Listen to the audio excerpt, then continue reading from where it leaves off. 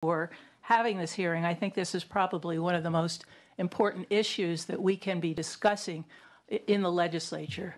And a little bit of background, because you've given some national data, and California really is a little bit different than other states. We have the largest poverty rate in the country. We have the largest number of youngsters who are English language learners. And in most parts of California, we have the highest cost of living. I just did a little calculation before I came in here, because I wondered, what's the difference? You know, let's say if you live in Miami and you're a teacher and you want to move to someplace like San Francisco. So they have all these data on how you do it. So if you were earning $30,000 in Miami, how much would you have to earn to have that same standard of living in San Francisco? You'd have to earn $50,000 for the same standard of living in San Francisco as you had in Miami for $30,000. That's a 60% difference in cost. And the reason I bring it up is the biggest cost that we have in education, it's people.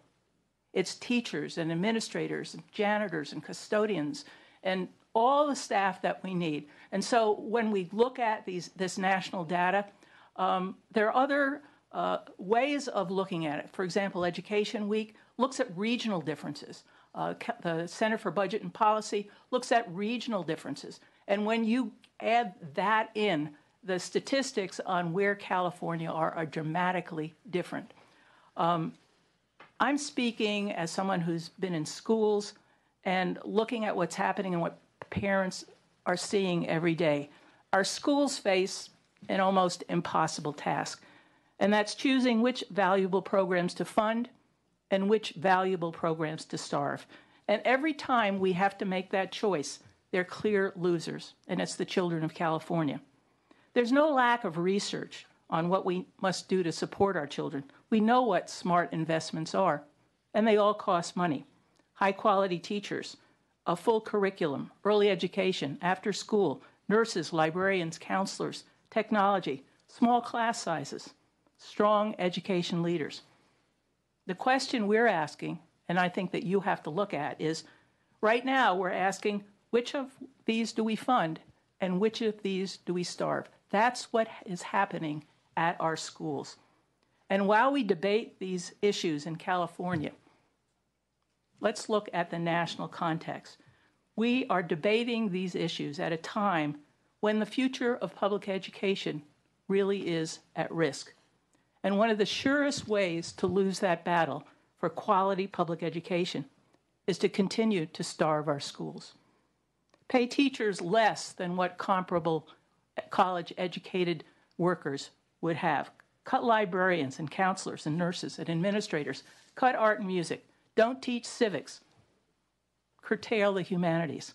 And then let those who would argue that our system isn't doing well, that our public schools aren't doing well, let's look for a different choice. California has made some remarkable progress in many areas of education, including making sure that the distribution is better, it's much more equitable. But what we haven't done is create a stable, long-term plan to invest more in education. You know, if our children were doing well with the funding that we have, we wouldn't be here. Since the Great Recession, we've lifted California out of a terrible, huge hole in funding. We went from being really terrible and awful, and now we're just plain bad. California has the 6th largest economy in the world, the largest GDP of any state, and yet we rank on nearly every measure of achievement, school funding, and school staffing below the national average. California is below the achievement level of most other states on the nation's report card.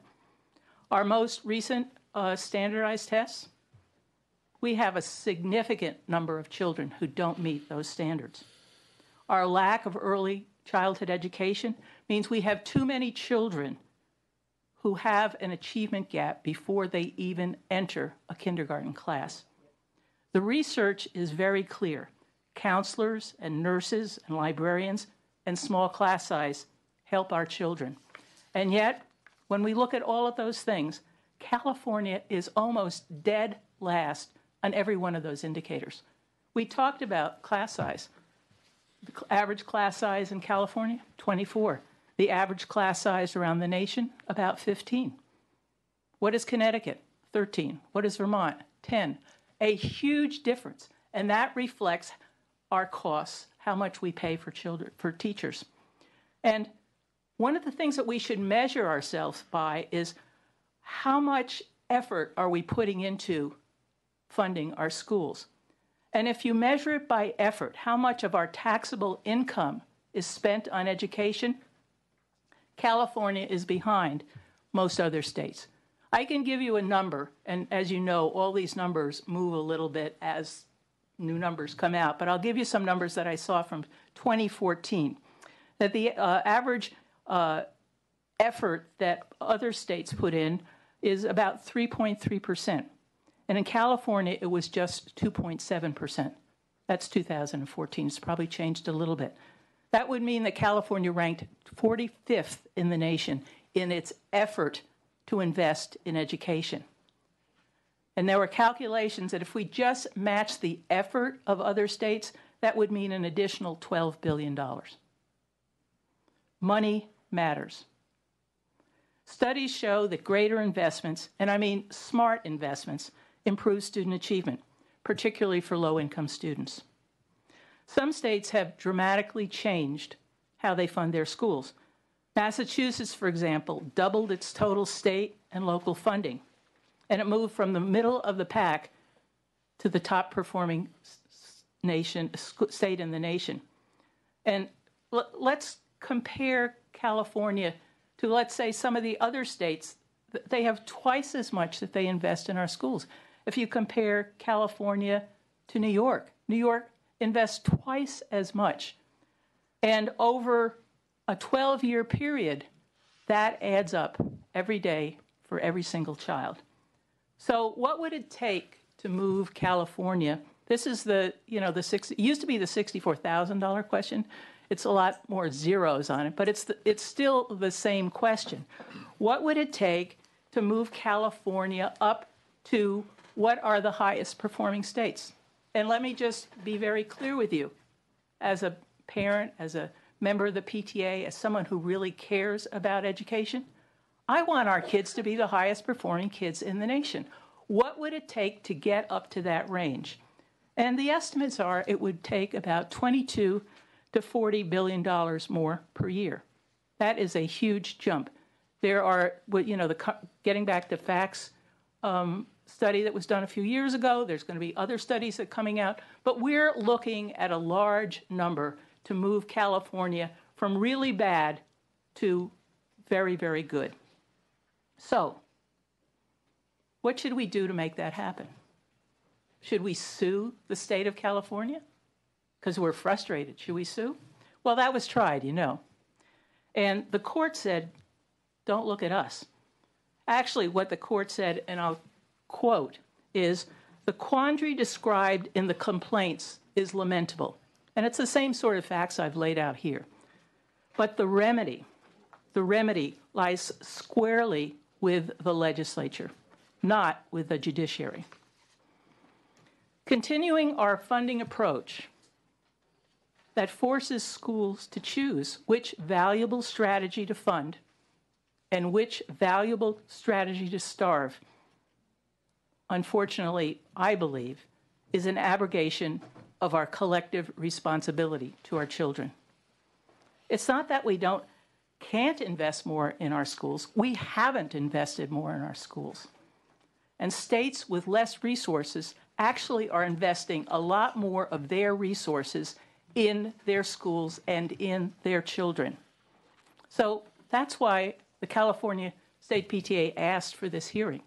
Because we want you to start to create a remedy. We want you to start to create a plan. It's not something that's going to happen overnight. But we would love it. And I think the children of California and the parents and all the communities would say, thank you, California legislature, for finally grappling with this issue. For finally saying, yes, We're going to create a long-term plan to bring California within the top 10 states in funding and performance, and to ask you to support and protect high-quality education, high-quality public education, from efforts that would weaken this vital foundation of our democracy. Because the day we turn our backs on public education is the day democracy dies. Thank you. HBJ? Yes, thank you very much. Appreciate that, and as a product of the public schools in Newton, Massachusetts, I appreciate what it takes, but it isn't just the money. The parents were absolutely obnoxious. I mean, Thank you. every one of us was expected that we would do well enough in school to go to Harvard, or Harvard, as we used to call it, which is what brought me to California. I obviously wasn't that interested in Harvard, but the goals were the same. I mean, we know that it takes money, but it also takes a lot more than money. And I'm curious, there are a number of things that you've said that I'd like to ask you to address, and perhaps all of you. So I think the numbers from 2014 are misleading because we have put in a substantial amount of money in our public education system. I agree with you that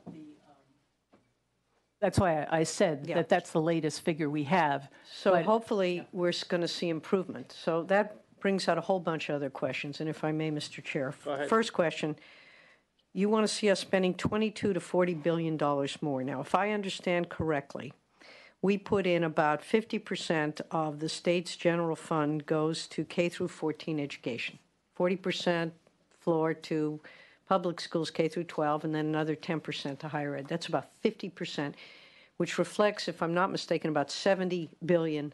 It's about half of our general fund. So you are suggesting we spend another $22 to $40 billion. What would we do with that money? Where would that money go if you were the master or mistress of the universe? Where would you put that money to improve the quality of education for our children? Okay, so that number is a guesstimate from various studies, and more studies will be coming out. If I had the magic wand? Yes, where would the money go?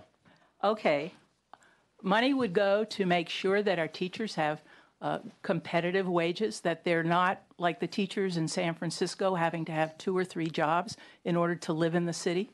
That it would be wages, it would be professional development, it would be strengthening our administrators, it would be making sure that we had a small class size, that we had a full curriculum, art, and music, and civics. We would have career technical education. Every school would have counselors that they needed. Every school would have librarians. Schools would have nurses. Schools would have all of those things that the research tells us help children do better in school. Almost any of these areas, you'll see that there's pretty strong research that tells us that children do better. Children do better if they have physical education. So that there's not a shortage of very smart investments that we can make. And unfortunately, what I see happening in our schools is because of a lot of variables. One of them is we have severe increased pension costs.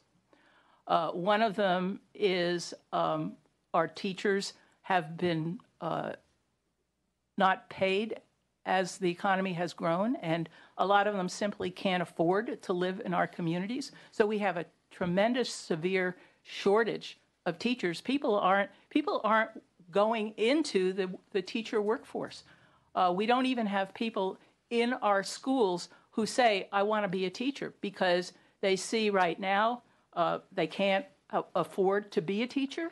And teachers are not respected because of a lot of things that have happened in education. And so I think turning that around is essential, providing the professional development that they need. We were talking about special education, and I think special education, science, and math, huge teacher shortages where we have to make investments so that we can meet the needs of those children. I used to work in special education in a school district. And I know that making sure that we have high quality teachers is absolutely essential to meet the needs of our children. So making sure that our teachers have that training that's continuing, that's ongoing, they have time to collaborate. We really have to treat teachers as professionals, and we have to have the resources to be able to do that. So I would like to hear from the experts who've been around the country if you agree with those statements, because part of what I was trying to say, perhaps inartfully, about my experience with education is you have to have parents who are engaged, who aren't working 3 jobs so that they can't attend a parent-teacher meeting.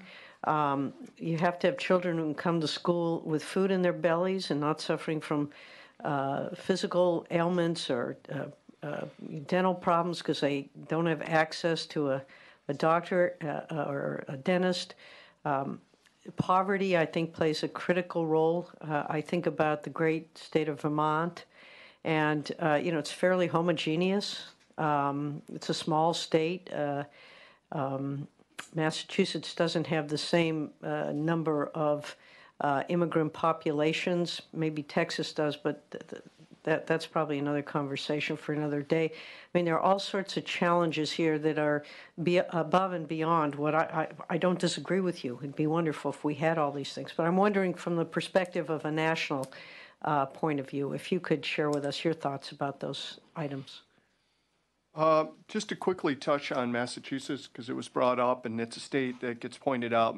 They do a great job they lead the nation in a lot of different categories, including graduation rates, test scores in math and in English, not just for their general ed kids, but for their at-risk kids too.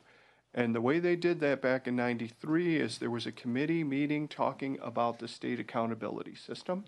And there was another committee in a different room in the legislature talking about the school funding formula. There happened to be 2 people who were on both committees, and they said, we need to talk about these together. So they created a funding formula that was based on their accountability system. And we would say that is what you should do. You should put those 2 things hand in hand. So they talked about things like professional development. And they said that's important. So there's a line item in there for professional development money that every school gets per kid. They talked about, teachers in the classroom, technology, all these things that they felt were needed to get schools and to allow their kids to get to state standards. But then what they did is they said, we're going to make sure this money is available to all of you, but it's going to be you who decides how to spend it. So we're not going to say, prove to us you spent $50 per kid in professional development. If you spend less and your achievement is high, we're great with that. We are just going to care about your achievement. We're going to provide you enough money to get to where you need to go. We're not going to, hold this over you. We're just going to worry about achievement. And what they will tell you too, though, is they raised the bar for kids and they raised their achievement standards pretty high. And they suffered for years for bad press because they were getting 30-40% of their kids scoring proficient or above. And they held on and they said, we're going to keep having these high standards. We're going to make sure the money's available to school districts, and we're just going to push everyone to get there. We know you have the money to get there. We're just going to push on that. What we would say is think of outcomes, not inputs. And if you did provide 22 to 40 billion in additional dollars or whatever the exact amount is, don't think about micromanaging. Think about student achievement, what you want, and have those expectations. Now, if you give all this money and a district doesn't achieve, well, hold that over them. And that's what Massachusetts does. They come back and say, you're not achieving at the rate that we think you should be. They increase funding. They increase funding. Right. So those things go hand in hand. If you're going to have higher expectations, you somehow need to cost that out to make sure you're providing the money to get to those higher expectations. I'm saying with this $22 to $40 billion sort of thing. Some things we would say you do need to sort of mandate, but it's more the wraparound services. Just ensure that things like for certain districts, there is at least one nurse in the school for school size, that there are some of these other food services and things that are provided, But other than those things, don't mandate, just provide the resources and provide guidance to get there. And again, try as best you can to interlink your educational expectations with your funding formula. So you mentioned that you approve of or you think that the funding formula we're using now in California is a good thing, as I heard you, and that we would then need to connect that with achievement. But to determine achievement, you have to have some metrics. We've switched over to a Common Core program curriculum, which I happen to think, I'm not an expert in this, is a good idea to teach young people how to think. An extraordinary notion, but how do we measure that? How are we going to link the funding to the achievement? And you know, is it testing? I mean, we were testing 6-year-olds. Somehow that doesn't seem right. And again, I know the school finance world, when you start getting into the proper type of system, I will tell you, I've been part of these studies where we attempt to cost out state education standards and tell you what that would cost. We call those adequacy studies. Do you have an adequate amount to get you to state standards? We look at things like test scores because that's available to us. We look at graduation rates. We look at some inputs too. What are the class sizes in these places? What are the course offerings that are out there? What's student attendance? I did one of these in one state, and their pay was so low they had a hard time attracting teachers even during the school year. So their teacher attendance rates in some of these school districts was horrible. Teachers would leave halfway through. So that's another thing you want to look at is an input measure. But you really want to focus on outcome measures, and that's going to be kind of up to you. What are your expectations? In Massachusetts, it was test scores. That's what was available to them, and it was graduation rates. Carol wants to jump in real quick. I just wanted to add one thing that I should have added when you asked what are the components, what are smart investments, and that is early childhood education. A lot of the states... Now you're ringing my bell. Yeah, a lot of the states that have shown these increases that are doing very well have said, we're going to invest in early childhood education. Because you know that if you have children who come to school behind for many, many reasons, they're just going to have a heck of a hard time catching up. And the other part of it, and these typically aren't thought of as within our K-12 Prop 98, but I think that we have to expand what our vision is now that we know what are those things that help our children succeed. So I would add early childhood education, which is birth to 3 and 3 to 5 or 6. And then I would also add expanded learning, because we have so many children, so many poor children who need after-school care, who need summer care, and when you compare those children with the opportunities that other children have, they fall behind unless they have the opportunities for enrichment and after-school care and really innovative and creative summer programming. And so I think when we look at that broad look of what should our education system include, education shouldn't stop at 3 o'clock in the afternoon, because we know that there's that break between 3 o'clock and 6 o'clock in the afternoon. Where crime rises. Yeah, amongst our young so people. when we look at what the costs are, those also should be included in making sure that we meet the needs of all of our children, not just children who have a parent who's at home who can take care of them. And let me just finish by suggesting that it sounds logical, actually, to link accountability and funding, and that leaves me with a question that you can't answer, but I think it's one we have to get to, is how are we going to measure that success? Right. Graduation rates, test scores. I mean, graduation rates, we graduate a lot of people here in California who, if they do go on to further education, need to remediate because they haven't really learned what they need to learn. I think Texas is probably an example of that, where they graduate people because they like to keep those numbers high, but the children haven't learned what they need to learn. And so I'm not a big fan of tests, But I think if we're going to try to measure the effectiveness of our funding, we have to figure out some way to do it so we know that we're actually getting the bang for the buck that we're paying for. And I think also, frankly, for the public to continue to invest in education, we have to start showing them that our results have improved and that these young people are ready to get out into the workforce, and they know how to think so that they can participate as responsible citizens and members of our society and the democratic process, and figure out separating the wheat from the chaff when it comes, and that's the politest way I can say it, when it comes to determining their own future by voting.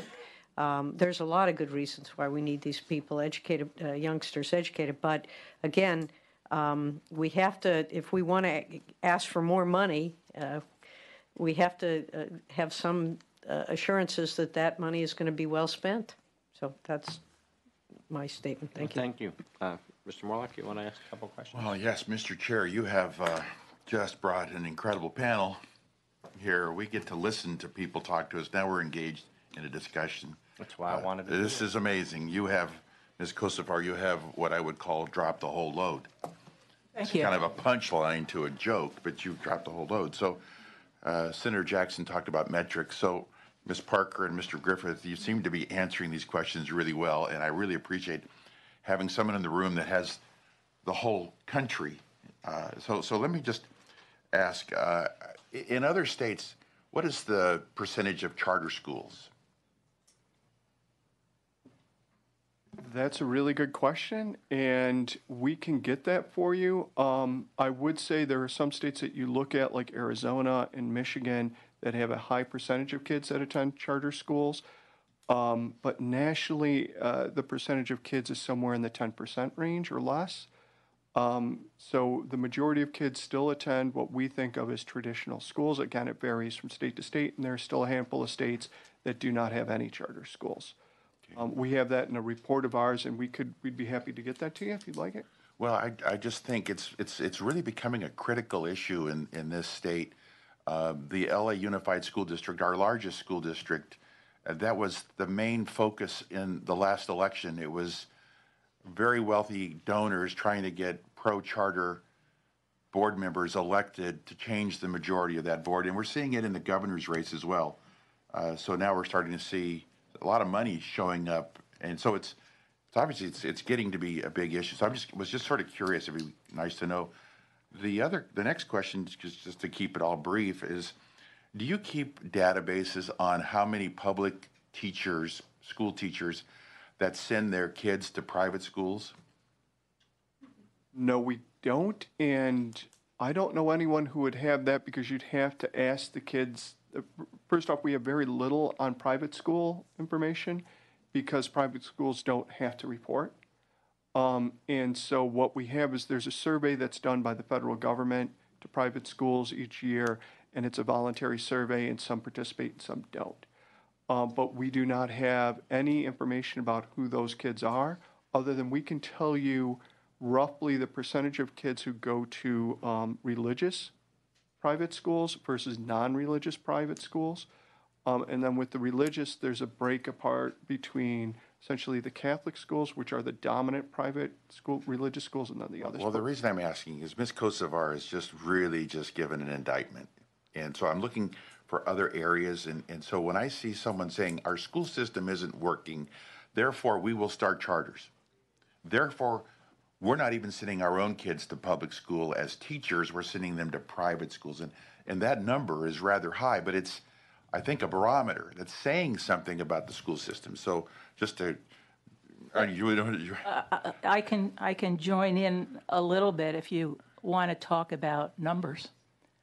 And that is, and I'm talking about the independent charter schools, the sort of elite independent charter schools, where their tuition is, $30,000-$40,000 a year.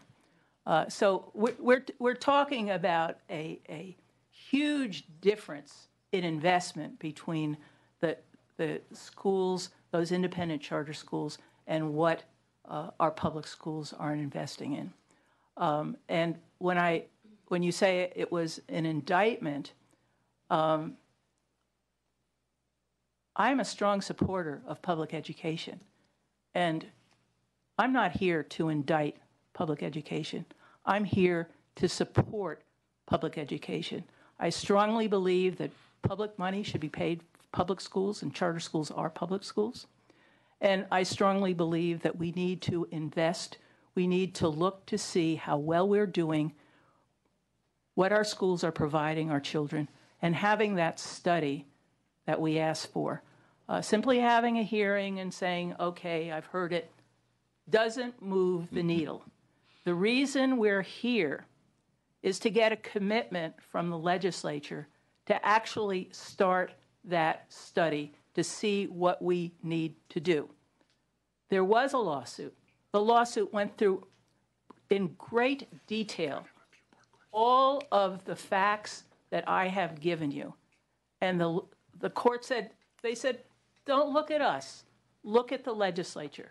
And that's why we're here, to get a commitment from the legislature. And I would love to have a commitment today to say, look, we have an issue. We can't stay and say we have to choose which is good, which is bad, which kids fail, which kids do well.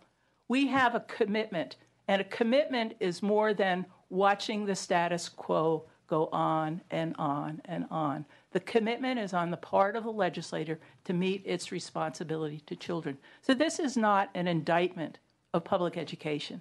This is an effort for our elected officials to look at what's happening in our schools and create a plan to make great schools for every single child in California. So let me keep going with questions for Mr. Griffith and Ms. Parker. Do you review the financial reports of the school districts? Do you analyze the CAFRs? We don't usually analyze CAFR reports. We tend to do at the state level. And so we'll look at state funding in various categories, but we don't tend to look at district spending. There are groups out there like ERS that if you want to see a breakdown, they do reports and they work with school districts and they try to help, look at where the expenditures are going and how does that compare to things like the norm or best practices. But we tend not to do that. Okay. The reason I ask is because Ms. Kosovar also mentioned the pension issue. So in 2015, the school districts and all the municipalities had to start putting the pension liability on their balance sheets, and then that would reflect now a whole new unrestricted net position, which is now becoming a net deficit. So I just last week decided, after listening to a discussion here, asked how are our community colleges doing in California? 73 districts, 72, 73, 70, 72, and only one had a positive unrestricted net position, only one. And all the rest are upside down. And in the next financial cycle in June of 2018, when those financial reports come out, they will also have to include the retiree medical. So these balance sheets are going to be, LA Unified School District has well over $10 billion in unfunded retiree medical. So we're trying to find funding, but the pension systems and the liabilities and now the retiree medical is just going to, it's already choking everyone out. So maybe as you continue your analysis, maybe finances isn't always your bailiwick, but it's mine. And so, looking at some of these metrics, it's scary. It's scary. The total unrestricted net deficit of those 72 districts was $5.5 billion for this state underwater. And then that did not include $2.5 billion in retiree medicals. That's $8 billion underwater. So just a few quick questions. How do you monitor collective bargaining for all 50 states? Do you look at the influence of public employee unions and are there rules in other states where they're not allowed to participate in, say, elections, or do you have any analysis on that? We have that. We have some papers that we've written over the years that have that. That kind of, and it probably wouldn't surprise you, it's sort of soup to nuts that every state has it a little different. In some, it's collective bargaining is allowed, and others, it's mildly restricted. And then there are the right-to-work states that don't allow for any collective bargaining. What I will say is other people have tried to go through and do analysis of student achievement or expenditures, and there doesn't seem to be much of a correlation between collective bargaining and not. There are a couple of states, again, where the state essentially controls teacher pay. So in those places, it wouldn't surprise you that we tend to see a control of teacher pay because the state's making the decision. Some states like that type of system because they know every teacher, no matter where they teach, will get at least this sort of state minimum, state mandated pay. But what it also means is if you're a higher cost district in your state and the state's controlled salaries, you have a harder time recruiting. In those, obviously, there is no collective bargaining agreement because it is simply a state legislative decision to do these things. Even in those states, I should take that back, there is collective bargaining on every issue but salaries, so, and benefits, in a couple of those. So like West Virginia, which is a very pro-union state, has collective bargaining in their districts, but you cannot, during a collective bargaining, deal with salaries and benefits. That's done at the state level. So again, this is, we can get that for you if you'd like to see what the collective bargaining rules are. I would like to see that. And then my last question then, Mr. Griffith, is because of national events, we're seeing a concern about guns more predominantly, and now we're getting requests to hire security guards. And I'd rather hire counselors than security guards, and I'm just wondering if you're seeing a trend, if you had any comment. We have a paper that one of my colleagues wrote that has been getting quoted an awful lot now, and it has collected the state policies towards some of these things on student safety. We can make sure that you have a copy of those. Some states have looked at arming their teachers, and we've collected that. What we haven't collected, it might exist from another organization, is the places that there are some states that provide safety officers to all of their schools that essentially request it.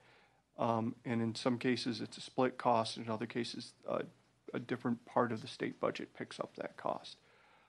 So, school safety officers vary in their requirements. And then there are a couple of states that actually require school safety officers but don't provide any funding for it. So it's, one of these unfunded mandates, but it was taken that way. So I will say most of that was done for a very different reason at a very different time.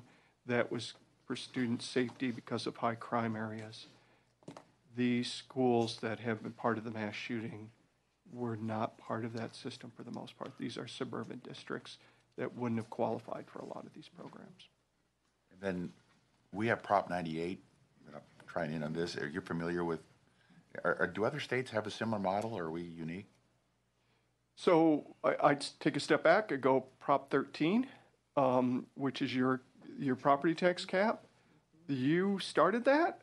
It began here. It spread throughout the country. And when I first started working in school finance, those types of caps on local revenue were not there.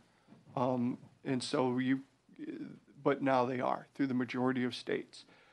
That's one of the reasons why your state has a higher percentage of funding coming from the state level than the local level, because you have these local caps. We're starting to see that trend, though, happening in other places. As far as the rest of your formula goes in Prop 98 and all that, I would say you're kind of leading the nation, but it is, there are a couple other states that are moving that way. But this is one of the issues we talk about when we say, for instance, an additional $22 billion for education in other states, or that they're spending a higher amount. In a lot of those cases, it's because they can pull that money from local property taxes. So in Massachusetts, one of the ways they've been able to spend more is they require you as a district to raise more money in your local property taxes before the state's going to put in their share. You would have a hard time doing that under your current structure, because you're just not allowed to go back and force up these increases. So that's something we've seen in other places, and again, why your funding is a little different. It's dictated by that decision in Prop 13. Well, you can see it's a complex topic. So I really want to thank you for both coming out and helping And I appreciate your grasp of the subject, too. Thank you. Could I just follow up on a couple? Yeah. So I want to be clear. The senator raised the collective bargaining issue. Did I hear you say that that really has no correlation with the performance of school districts that either have it or don't have it? It's like apples and oranges. I have not seen any correlation. I've seen some try to look at that. Again, as you'd expect, there are so many differences in districts and in states that there are so many variables. And you brought up one, and this is one of these issues we have a hard time when we think of school funding. There is a difference in expectations in parts of the country.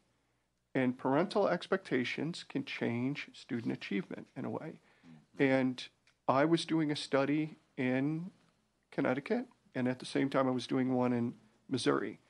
Their expectation in Missouri, their hope was to get 40% of the kids to go on to some form of education after high school, mainly four-year college, but two-year college or a training school. I was talking to people in Connecticut, mentioned that that's their expectation. People in Connecticut laughed at me, and one principal said, we have 100%.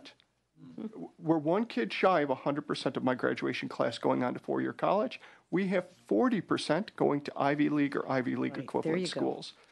There you go. Completely different expectations, completely different. And one of the measures, if you want to look at student success, one of the best single predictors is the mother's education attainment level.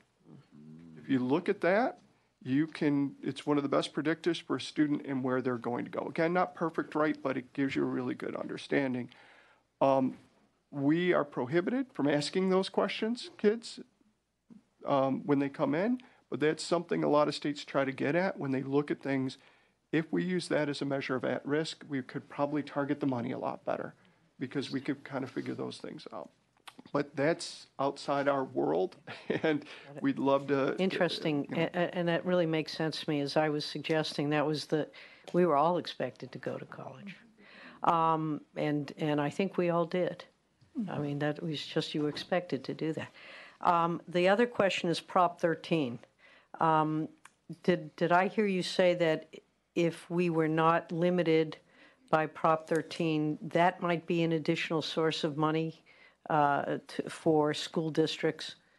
In other words, if local property taxes, I'm trying to understand, now it makes sense. I have a brother who still lives in Newton, and we're talking about how their property taxes, well, they've got something kind of similar to Prop 13 there. They also can add local property taxes, which do, in fact, add to the amount of per pupil spending, and do in certain districts where they expect people to go to college, allow them to focus on that. Whereas here, we're just trying to lift up some of these kids whose folks haven't even had a formal education. So obviously it's apples and oranges, but in terms of having resources available, if we were able to tap into some of the local property taxes, do you believe that would give us additional, more funding that we now call upon the state to provide? If you, and I'm trying to word this politically correct, if honestly, if it were gone, then you could, as state policymakers, make a lot of different decisions. And your decisions could be to require more funding from locals. And what we would say is, if you look around a country or states that have done that, they have said to some of the wealthy districts especially, look, you have a large property tax base, you need to come up with a certain percentage of funding from local, we'll pay the rest beyond that. You can't do that because of Prop 13, right? It's capped, so even though they might have theoretically a large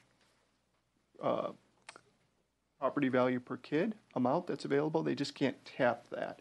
So when you look at Massachusetts and you look at some of the other systems, it's a system that they say between the state and local funding, we're going to guarantee you get this amount. If you're poor, we're going to give you most of that, and then you just have to fill the gap in there. If you're wealthy, we're only going to give you this much, and you've got to fill up the glass with your own money. Different way to think of funding, but again, it's really not something that's available to you because of Prop 13. In my own home state, we have the Taxpayer Bill of Rights, which is similar. and the fact that even if districts wanted to, they can't go to the voters beyond a certain, you can go to the voters for a certain amount, but beyond that, you can't tap that funding. So what we've seen over the years, and it's kind of what you've seen here in your own state, the percentage of money coming from locals keeps going down, and the percentage coming from state keeps going up. Carol wanted to jump in real quick. Yeah, I'm pretty sure you're aware of the initiative that's trying to get signatures on the ballot, the California Schools and Community First Initiative, and it does something interesting in this area of school funding. It would reassess commercial property, and it has a mechanism so that 40% of the reassessment would go towards education. But in order to make it more equitable, that money would actually go into the state and be distributed according to the local control and funding formula, so that Districts that need it more. districts that need it more, you're directing the money equitably for children who need it, so that just because you happen to live in a very wealthy district doesn't mean pile on more money for that district. It means distribute that money to all of the kids in California, and that does make a dent in what we're talking about. They anticipate that would raise about $4 to $5 billion. HBJ, do you have any more? All right. I thought this was a very robust, healthy conversation. So I really appreciated a couple observations. I would respectfully disagree with my colleague, I like to say on my left, because he's normally on my right. Yeah, that's why I enjoy saying that my colleague on my left. I didn't hear an indictment. What I heard was a cry for help and a plea for more resources. And I also heard that, to use your analogy of the local control funding formula being healthy pipes, we just need to up the pressure, and I think that's in concert with what you're saying, which pressure is more resources.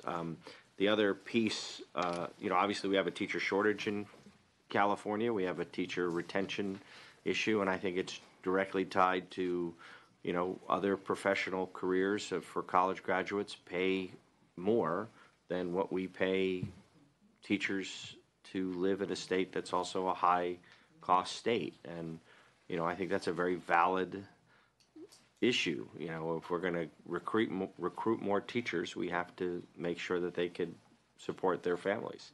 And I think they are tied together, and the cost of living in California is a factor in all of that.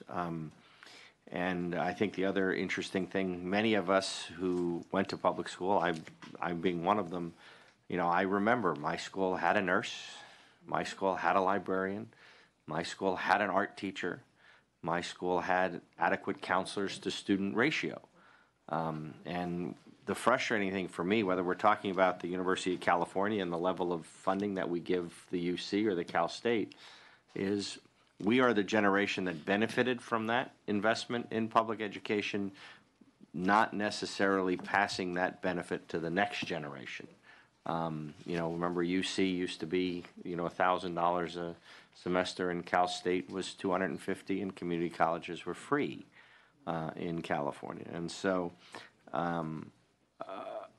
I know you want us to say we're going to give you that $20 billion, but I'm not asking for the $20 million. All I'm asking for is a commitment to create a plan. Well, here's what I was going to say.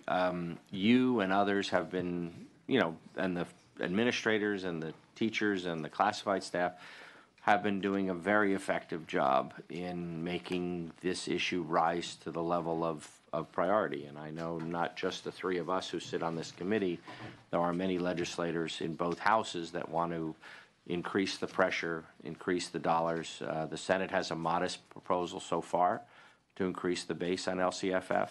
I think there's going to be a lot of... Which is important. Right, and that would be ongoing. I think there's going to be a lot of discussion after May Revise comes out.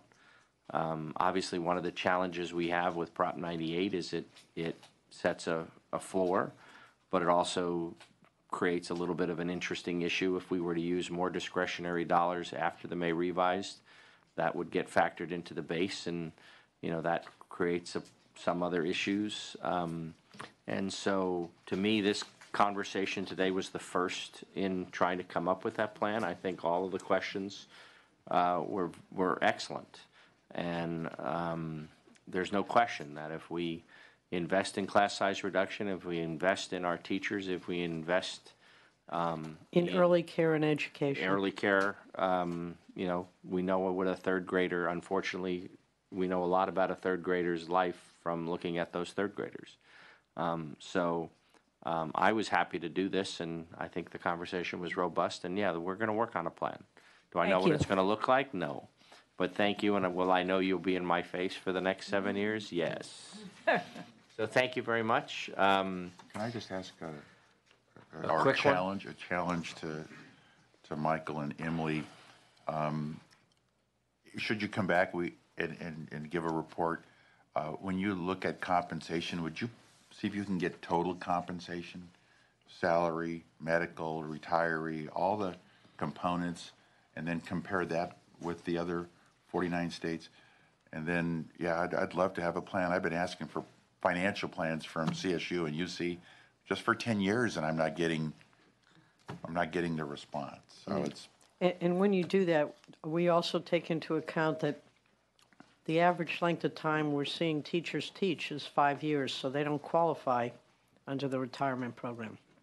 So I think we need all those numbers in order to get an accurate, honest, straightforward picture of what the costs are.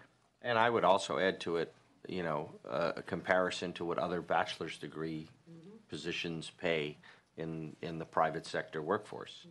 You know, I think that's a germane comparison. If we're, I have some data that I can send you. yeah, I mean, I think that tells the complete picture. You know, how do other bachelor's degrees in the private sector compare to what we pay teachers? And I think we'll be quite alarmed by the discrepancy. So thank you very much. Mr. Chair, can we keep this going for another hour? This is really. I was going to break with protocol. I normally do all the public comment at the end of the whole thing. But if there's anybody who has a burning desire to want to add a minute on this, I would let you come up. And since this was such a meaty conversation, if you want to come up and add a comment, we'd be happy to have it, because it was a very, very broad conversation, and I think you've been patient through it. So thank you. Hi, my name's Martha Hansen. I'm a parent. Everything you